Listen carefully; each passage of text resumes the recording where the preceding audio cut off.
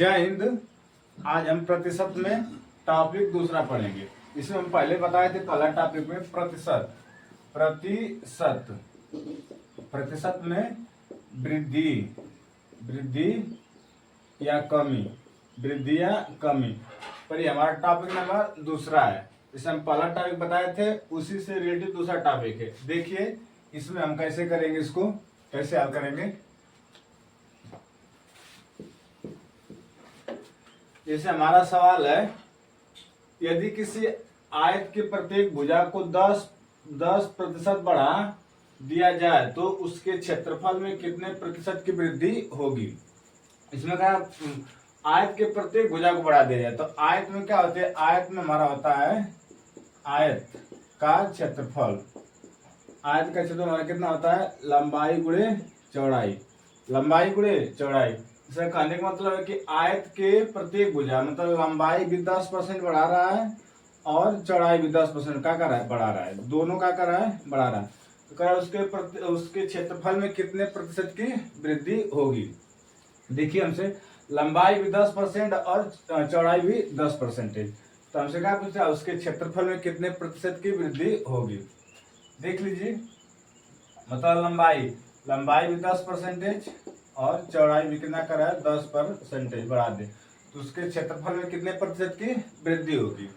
तो हम बताए थे परिवर्तन का सूत्र बताए थे, परिवर्तन बड़ा सूत्र होता है x plus y plus x y बटा के 100। अगर वृद्धि का आएगा तो प्लस रखेंगे और कमी का आएगा तो क्या रहेंगे, माइनस रखेंगे। तो रख देते हैं, इसमें दोनों करा कि बढ़ा दिया जाए, मतलब दोनों प्लस रखेंगे। लंबाई हमारे कितना रखेंगे, +10, चौड़ाई भी कितना रखेंगे, +10 10 गुणे 10 बटा के 100। अब इसको हल कर देते हैं, 0 से 0 खत्म, 0 से 0 खत्म, तो हमारा कितना होगा 10 10 20 और वहां से क्या बचेगा 1। तो हमारा कितना हो जाएगा 21%। 21%। हमारे क्षेत्रफल में कितना वृद्धि हो गया, 21%। इसमें दोनों का आगे बढ़ा दिया जाए, बढ़ाने के आगे दोनों प्लस रखेंगे और कम कर दे तो क्या करेंगे, माइनस रखेंगे। सवाल देखिए, सवाल नंबर दूसरा देखिए, कह कि यदि किसी आयत के प्रत्येक भुजा में 30% बढ़ा दिया जाए तो उसके क्षेत्रफल में कितने प्रतिशत की वृद्धि होगी। देखिए इसमें भी कह रहा है कि प्रत्येक भुजा में कितना बढ़ा, 30%। मतलब हमको दोनों लंबाई भी 30% बढ़ा रहा है और चौड़ाई भी 30% बढ़ा रहा है। तो उसमें कह रहा है कि क्षेत्रफल में कितने प्रतिशत की वृद्धि होगी। तो वही परिवर्तन पूछ रहा है, तो